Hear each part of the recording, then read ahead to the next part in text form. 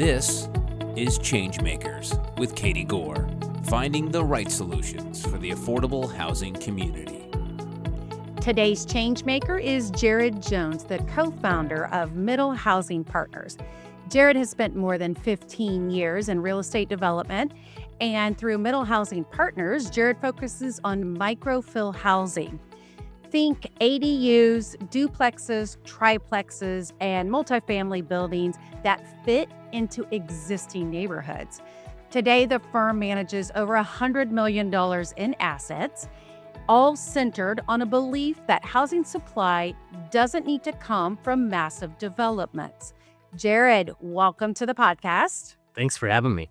It's a pleasure to have you, and we have a lot of things to cover. But first, I usually like to start these conversations just to get an understanding on how you came into housing or how you came into this business and created these assets that we're now going to talk about. Well, I straight out of college, I started in the mortgage industry, and that was about 2 years prior to the market crashing.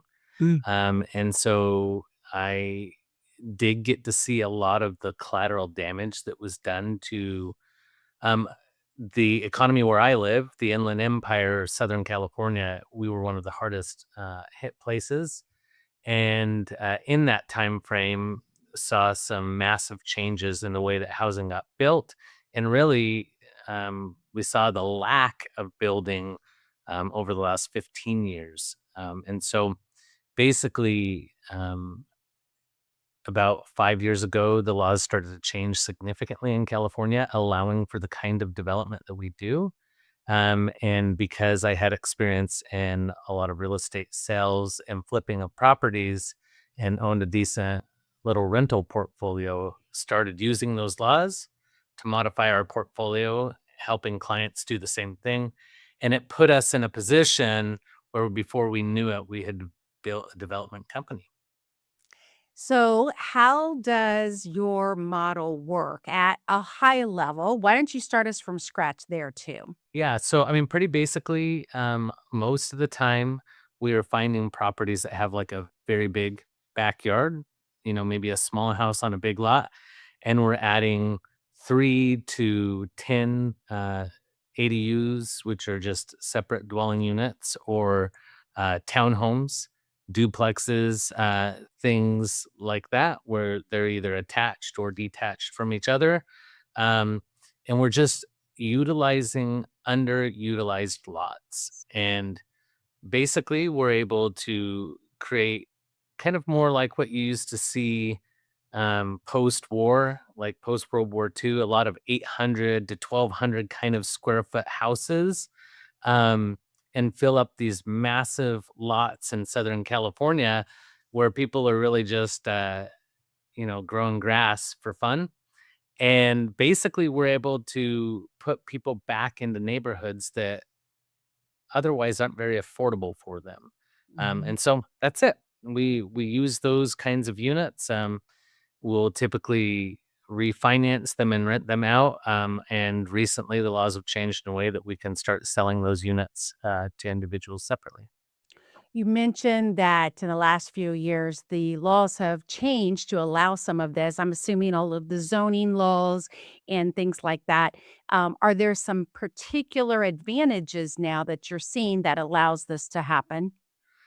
Yeah, in California, our housing crisis has gotten so bad.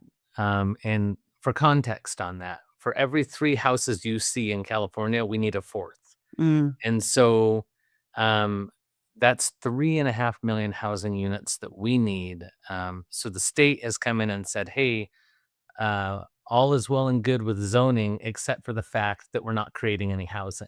Hmm. And so basically, if it's zoned to allow housing in any way, you're now allowed to put up to 10 units on that property.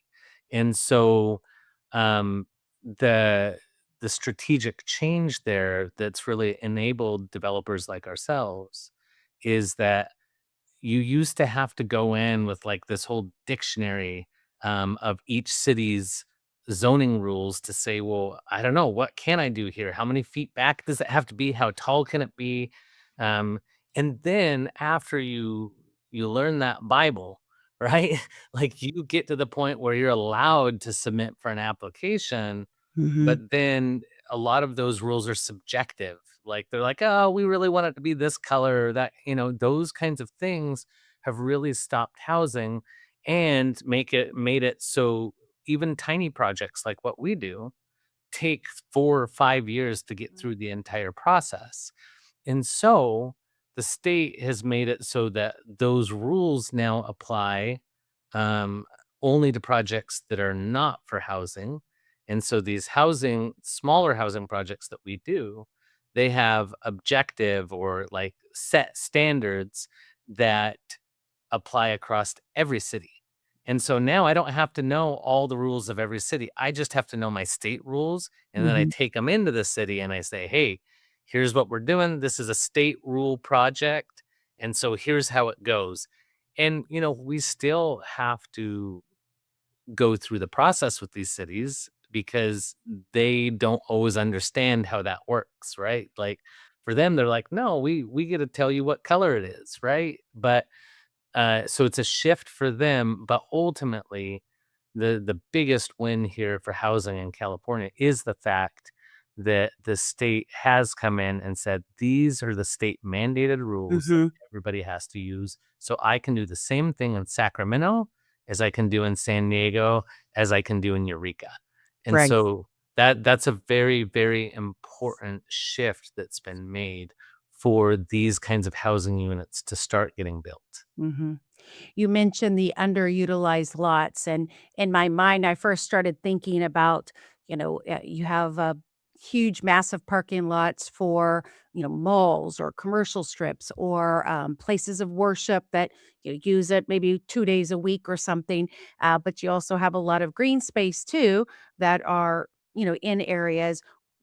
Just, that was where my mind was going. But tell me exactly what underutilized lots, what you're being able to convert and then maximize on some of that space. What's that look like?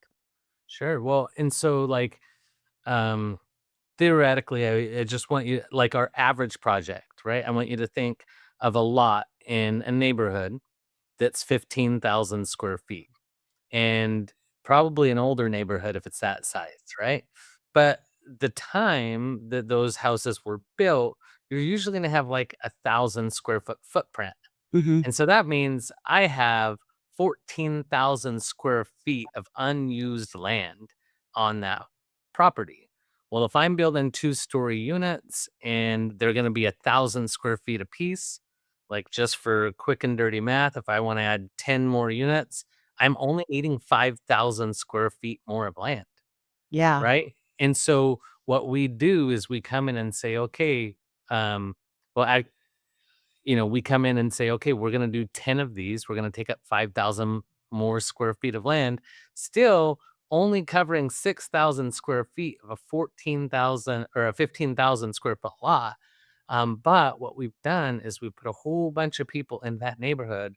Most of them actually grew up in these neighborhoods we're bringing them back into, Mm. but we've created 10 more housing units for families that want them and need them. But what we're not doing is we're not building 3,000 square foot McMansions that are going to cost $2 million. Right, right. You mentioned that you're building in existing neighborhoods. People are coming back to these neighborhoods. They're neighborhoods of choice. They've got infrastructure. Um, what is the tone when you start to work with these types of projects? Like, how do you go about, working in these neighborhoods with that existing community footprint? Yeah, and so I think that there's a couple questions that can be answered out of that. If this were a deposition, I'd only answer the question that you asked, but I think typically the intent of that question leans more into how do the neighbors react, right? Mhm. And um, so with the normal process through the city, you have to go through the process of letting neighbors know what's going on. Right? You don't have to notice neighbors in this. And so that's not necessarily a part of the process. But then the second piece of that is, how do the neighbors actually directly react when there's construction going on? And, we get mixed. We get mixed interactions with neighbors, and some of those are very good, Mhm. where they're like, wow, I didn't know we could do this. Can you do one for me? Like straight out of the gate. Yeah. We also get the other, which is like, we have had people deliver petitions to the city, and the city's like, hey, there's nothing we can do here. Like, this is the law. Mhm. Um, but then we oftentimes see those neighbors turn the corner towards the end, where they're coming to us and saying, like, hey, okay, so we see what you did here. And actually, this is kind of interesting. Mhm. Do you think you could build one for my mom? Mhm. Right? And then once, you know, it gets scary when we don't know, like, how something's going to affect us. But once we Mhm. start to see it and that neuroplasticity sets in and we're like, "Oh, this is normal," right? Right. That's when we can start to see, okay, well, if this could solve a problem for me, for my family, for my friends, for my financial situation, now I see the benefits of it. And so we see that most of the time that people turn the corner. We don't have very many angry neighbors long term. We Mhm. do get a little bit of that during construction, Right. no question. Um, but ultimately, I think that once people start seeing their neighbors and they're just regular people, it's totally fine. Mhm. There used to be, a portion of time when we had to convince people there was a problem and a housing shortage, and, now this seems to be just commonality that everybody knows there's this crunch of affordability. But, specifically in the cities that you're working in, do you wanna frame some of this problem for us? Maybe give us the scope of why it's so hard to have housing in the places that you're mentioning, or just the volume of need? You wanna speak to either one of those 2? Yeah, I would say, like, contextually, when we look at how many houses are needed in the United States right now, it's about 8 million, give or take. Well, almost half of that is just in California. And so that's a big deal from that perspective. But here's a number that speaks more directly to that.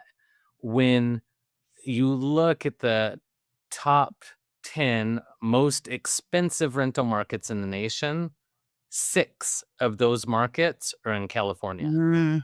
And so the first 5 are in areas that are in Southern California that we work with.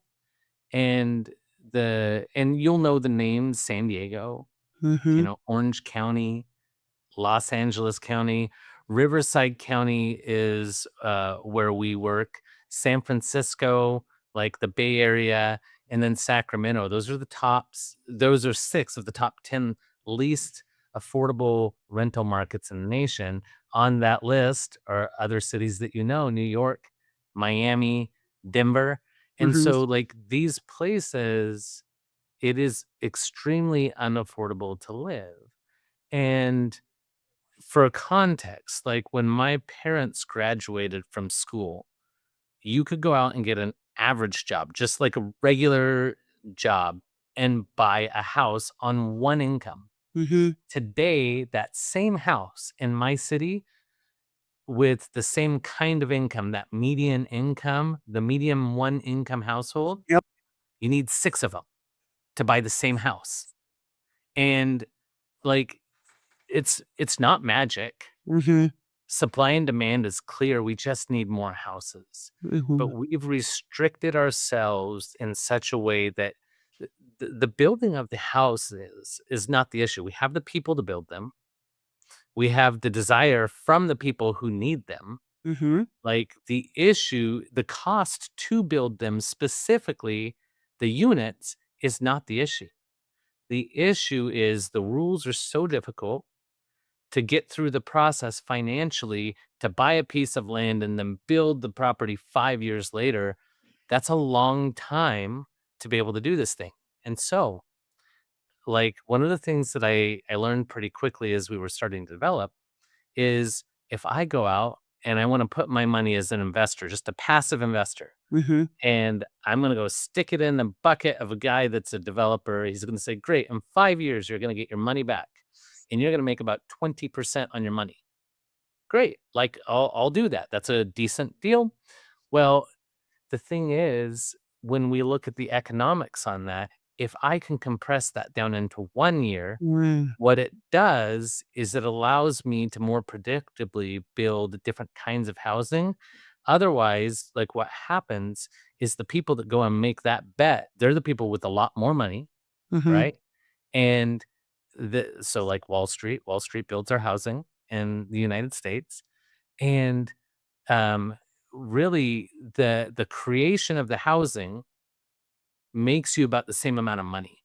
Like sticks and bricks cost the Mhm. same whether it took 5 years to get there or 1 year to get there, but you have to justify the return on investment long term. So the point is, when you make laws really simple and easy and the average Joe can go out and build, average Joe is gonna go out and build. Right. And we're gonna start to get projects that are accessible to them, but then in turn, those kinds of projects are the projects that are accessible to the market too. Mhm. And so there's lots and lots of reasons that these incentives are misaligned, but one of the biggest ones is like who has the ability to go out and build projects. And I think that as we bring the ability back to Main Street to build housing for themselves, well, guess what? We're going to start to build housing for people that seem like us, that feel like us, like our friends. We're not going out and trying to build to what the highest possible dollar value is. We're trying to build for who we know. Mhm. That's a great way to put it because it's the piece of, yes, the return on investment, but you've also got this piece where you wanna mitigate risk to get into the deals. You don't really want it to take 5 to 6 years and costs to go up, but you wanna do business, with the person who's on the ground and who can do the deal too. So you added a unique piece here, um, where most people want to know the builders. Most people want to be able to have that relationship aspect, and I think that's what your model is doing so well too. Is that you guys are the boots on the ground people who are building, and you're creating access points. We talked about the process here, and I want to mention more about the policy side because we've kind of talked around it a little bit here, but there's a lot of conversations around policies that are trying to make it easier to build. Yeah. And I was curious because, California has a couple of initiatives that are trying to make it um, easier. Uh, do you want to talk about I believe it was the SB9 that went into effect a couple of years ago?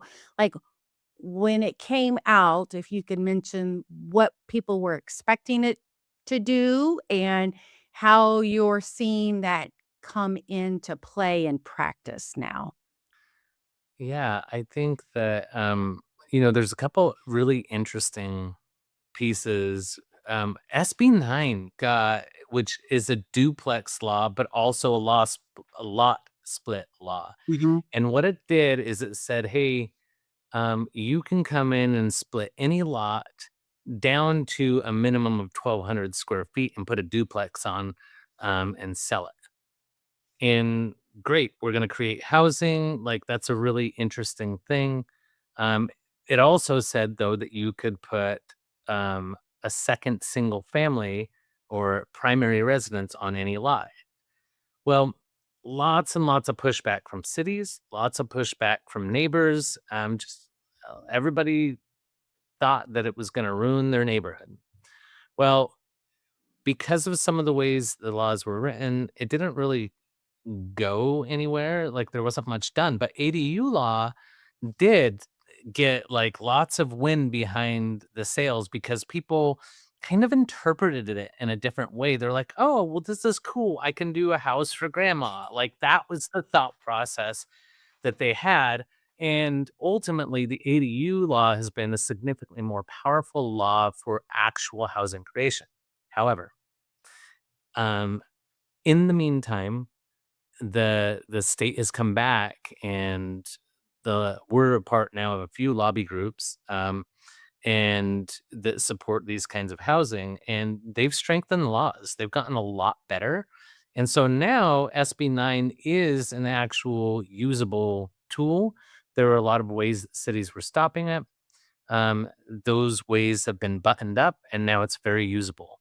However, in the meantime, what's happened is the state came out with a more aggressive law called SB 1123, and it's had a few different iterations. But the point is that now allows, like SB9 for the lot split, but now you can do up to 10 lot splits on the same lot. So basically, uh, SB9 had some rules that made it a little bit more unwieldy. SB 1123 has eliminated a lot of those rules, but more importantly, created a scenario where on that same parcel that I was talking to you about before, that's 15,000 square feet. Well, now technically you can use SB9 and ADU laws on the first lot that was already existing. You can split it into 10 more lots. So you Hmm. get 11 lots total. You can end up with 14 units on that same parcel, because what the state has noticed is, yes, we have had some success with these laws, but it's not moving the needle. Mm. So in 2024, which is the last time I have numbers for, um, somebody in the state in a back room has the numbers for 25, um, but we're creating about 30,000 extra units a year, and that's not nothing. Like, that is a meaningful amount of the housing creation of about 100,000 units per year. But we need like 300,000 units per year or a decade to solve the problem. So, um, too little, too late is kind of the thought process of the state. It's like, hey, we have to be more aggressive, and we're we've been so concerned as a state about building to the discomfort Hmm. of the people that already have, right? And it's like, we don't wanna piss off the neighbors, right? Like, Hmm. okay, well, Right. that's a thing, but also, how about all of their kids and their parents and no all these other people that didn't enter into the market at the right time? They're all voters, they all pay taxes, they all care about security just like you do, and so, are we gonna secure the people that have already had theirs for a long time, or are we gonna help people to achieve this American dream that's been promised, right? We have this social contract Hmm. that we've been given as a nation. Like, yes, you work hard, you Right. get safe house, right? Like, that's the way that it works, and we haven't been delivering on that. And Mhm. so the state has said, enough is enough. 10 units, additional separate parcels. We get to stop housing inflation for each of those families that get the 10 new units. And so it's called the Starter Home Revitalization Act. So like that's actually what the real name of this bill is. And so that's what we're using mainly now. So SB9 was good, but SB 1123, or the Starter Home Revitalization Act, is the thing that I believe changes housing, not just in California, but I think this is going to roll across the nation and Mhm. start taking that zoning power back and putting it into the hands of small developers to start building their communities again. Mhm. I'm glad you mentioned both of those bills because many communities are still trying to go through the analysis to see if they even adopt this. So, those two resources, SB9, SB 1123, are great for communities to try to point to how they don't even have to invent the wheel. They can just go out and find what you guys have done. And that translates because you talked about the social contract, but communities are realizing that teachers, firefighters, EMTs, artists, single moms can't get in to the home ownership, and yet they've seen the rising rents, and so um, this leads me to the next piece of this is that so much of this is workforce housing that we're talking about. Yeah. We mentioned mom, we mentioned in-laws, granny flats, but so much of this has the potential to really change workforce housing too. And when you have people in mind who are working in the various service opportunities. It's so often those households that are getting squeezed with the rising rent. And is that how does that look for you guys? I mean, does that translate into the people you're serving Yes. or people who you're marketing to? Comment on some of that. No, directly. It is this is workforce housing. 100%. That's exactly what it is. And the funny thing is, like, you look in our market, a starting nurse is going to make like $70,000 a year, which is a great income, right? But in order to qualify to buy a house in the neighborhood close to whatever hospital that they're working at in our city, you need to make about $190,000 a year. And so you can have a nurse living next door to another nurse that bought 10 years before. So the nurse that bought 10 years before, they have a payment of like, you know, $1,900 a month.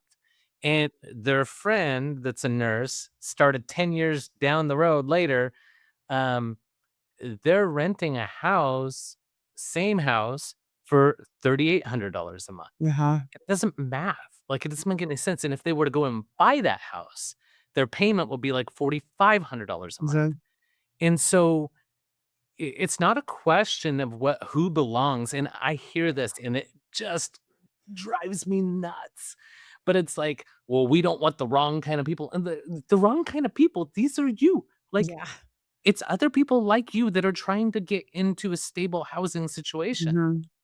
There's not other kind of people. You're the people. Like, Right. you're in the workforce. Like, you make our community go.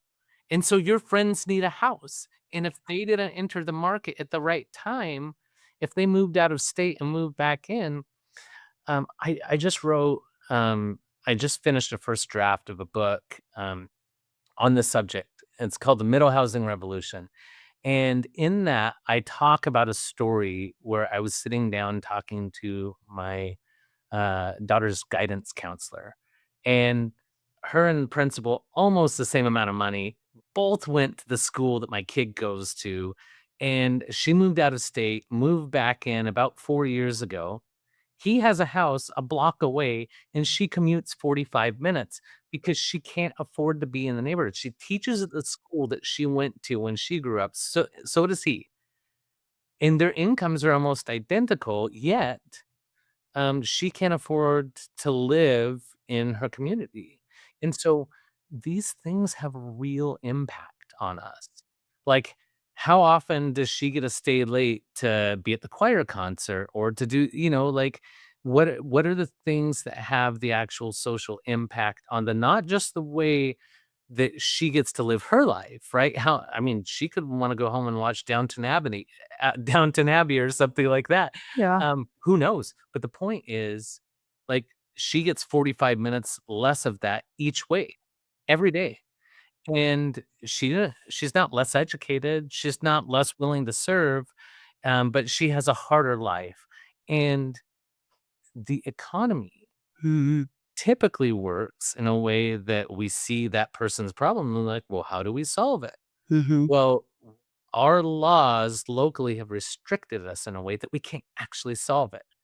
If it costs me $100,000 to build a house in that neighborhood that's now worth $500,000, like, I want to solve that problem every day, right? Mhm. But if it makes it so difficult that I can't do that, then I have to choose to implement or use money in a different way.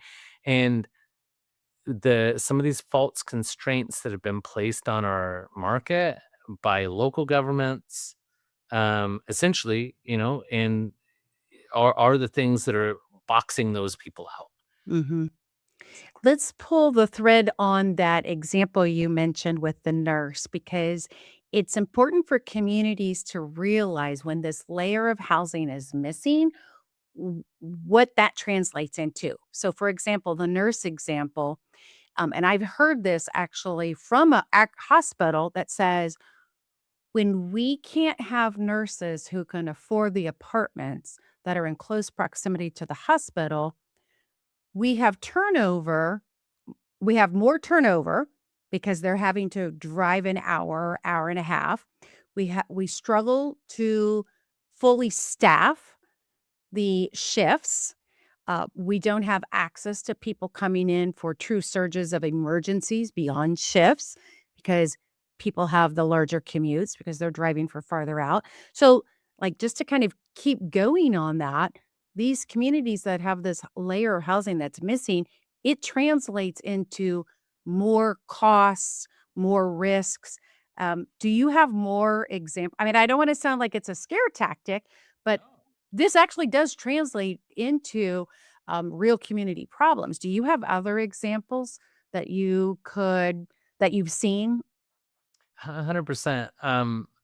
We so to to the macro for the hospital, right? Like it actually is more expensive because there's not housing options there because they have to have nurses that come in from outside. What do they call that? Um, Temporary nurses Yeah. or whatever, and so they'll come and live in an area for 6 months, stay in, like, a midterm rental. Like, we've rented out to a lot of people that are in that situation because they can't keep staffed, which, is interesting because obviously that gets way more expensive, but then the other thing is, um, in this book, I talk about the fact that a couple of the units that we created were for my brother-in-law, who's my business partner, for his parents. Mhm. And one of them is one bedroom, and the other's a two bedroom, and they're very close to the hospital over here. And um, because those were created in a neighborhood that is attractive and nice, um, they filled up right away, and both of the renters in those spaces are nurses. Mhm. And so they were previously commuting 30 to 40 minutes, and they are renters. Like in this scenario, I'm sure they'd love to be Right. buyers. But the reality was, we put a product into a neighborhood that's very desirable and otherwise wouldn't have been there because you don't see one bedrooms in this $1 million neighborhood, Right. but you do now.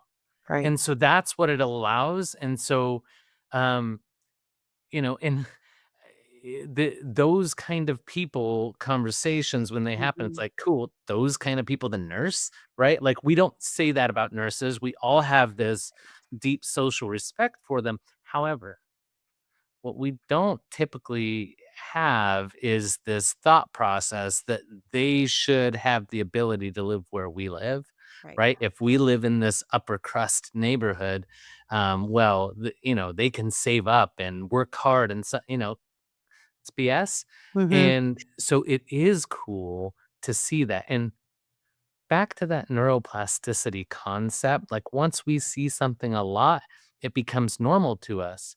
And so, what I've seen in other very expensive markets where these kinds of laws have existed for a while is people are concerned like, oh, that's going to tank my house value or whatever. Right. Not real.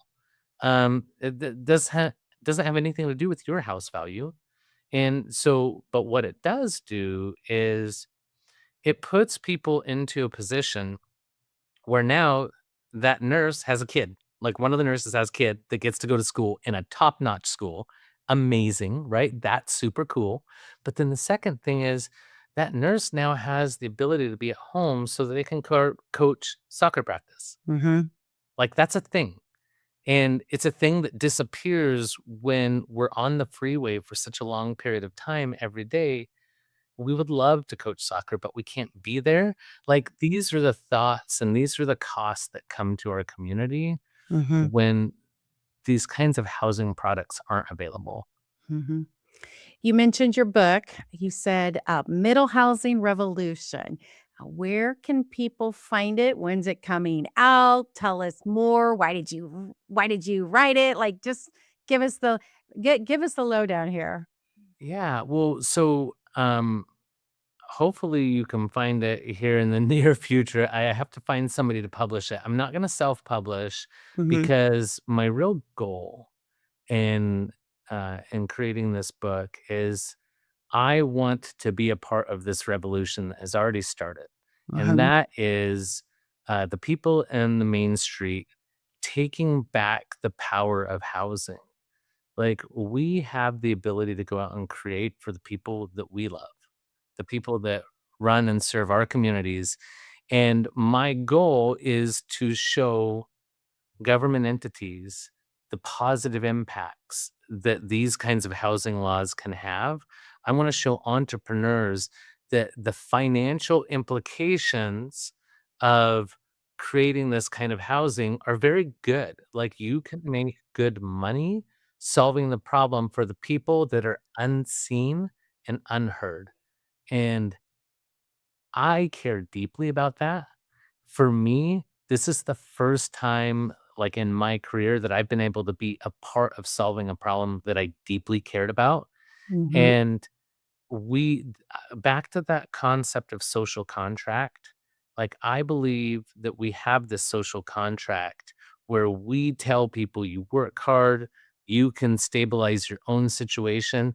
And when I look at how these systems are misaligned, and this is a great solution to that, I just want to stand up on the top of a mountain and just scream it to everybody.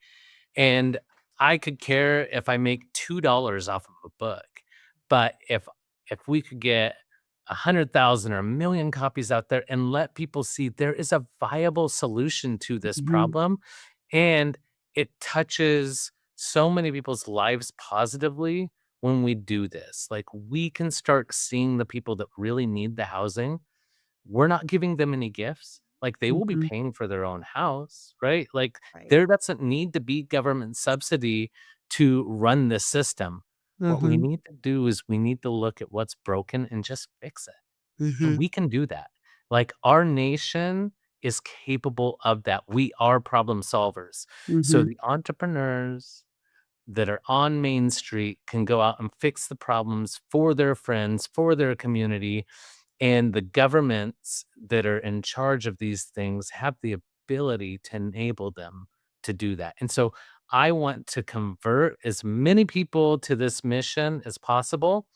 Um, and that's really the purpose of creating that book. Well, you've already started a momentum and a movement, so I think that is the first one of the hardest pieces, and you've already started the, evidence-based analysis that it can work, so that's the next piece, so you are getting there in an incremental way. It reminds me back, when people were actually taking the covered wagons, the trails, and all the tools to build their housing once they found the lot. And it was very, very risky in certain parts of the country. And it was very, very hard. But there was this core desire for people to take charge of their own housing, wasn't it? Like it was a real fundamental belief. For sure. People wanted, they were farmers. They still wanted to take care of their housing and get that settled. Lots of other issues with how that happened, but I think the fundamental core is what you're talking about here, that people Yeah. want the housing and people wanna take the power or control and the ability to get that housing. Yeah, I agree. There is so much in our society today where we feel helpless, right? Mhm. Like, and I love that analogy of the starfish, like on the seashore, right? Like, where you see the guy throwing starfish back in, and like, oh, you can't save them all. Well, Right. that's true, but I can save this one. Mhm. And that thought process, as that embodies like our generation, then what we get the opportunity to do is we get to say, hey, I see that everybody here just wants stability. That's what we want. That's what the American dream is supposed to be about. Like, you work hard, You throw your soul into what you do, you serve everybody by doing that, and you're going to be secure in your position. We have safety, Hmm. and we can create that for our generation. And that is what I think is very exciting. The the thought process of doing something that pays well is good. Like the money needs to be there Right. to justify the exertion. But at the same time, there is something so much more meaningful and powerful when what we do also gets to solve something that we deeply care about and that deeply serves other people's uh, feeling of belonging, their feeling of safety. And when we see this generation that has not been provided for in the last 15 years, like, that gets to accomplish all of the things, and so that's what really excites me, and I think that you're gonna see some massive entrepreneurial ventures come out in the next 5 to 10 years where, people are gonna be saying like, "Lennar, yeah, those guys," but there will be some massive, creation that's going to happen for people that deeply need it, and that excites me. That's exactly what I was going to ask you. With $100 million in assets, like what is your wish list moving forward in the next 5 to 10 years? Where do you want to be? So, like, right now, um, we we're working on some AI solutions for other developers like us to compress the risk, that it takes to get through this process and even the timeline. Um, our goal is to enable as many developers in the nation as possible. Right now, it's very specific to California, but we're looking to utilize this platform to move into other states that have laws that are applicable. Um, and so we want to be building in as many states as um, will allow this kind of housing creation. Um, and really, where we want to be is just empowering other people to solve this problem. We could never begin to solve a fraction of the problem, but that does not mean that we cannot be the people um, to start the avalanche. And that's our goal is to Right. start this avalanche. Um, and and so we want to talk to legislators. We want to talk to capital providers. We want to talk to people that are interested in solving this problem and give as much legs to it as possible. From a financial perspective, like we have achieved the things that we thought were impossible for ourselves. Um, that's not the biggest goal. The goal is how do we empower people to solve problems for others, and in that process, help them find satisfaction for themselves. Hmm. Well, Jared, this has been a great conversation. We've learned more about how this microfill in housing works, what you're doing in Southern California, how there is a solution that is possible, as difficult as some of those solutions may be, but there is a solution. And so, Jared, having you walk through some of this has been just great. I hope that many of our listeners now dive in this with you as well. So, again, thank you so much. I've been talking with Jared Jones, the co founder of Middle Housing Partners. Thank you. Thanks for listening to ChangeMakers with Katie Gore. To find out more about Katie, go to quadel.com. That's QUADEL.com. This has been a production of Forbes Books Radio.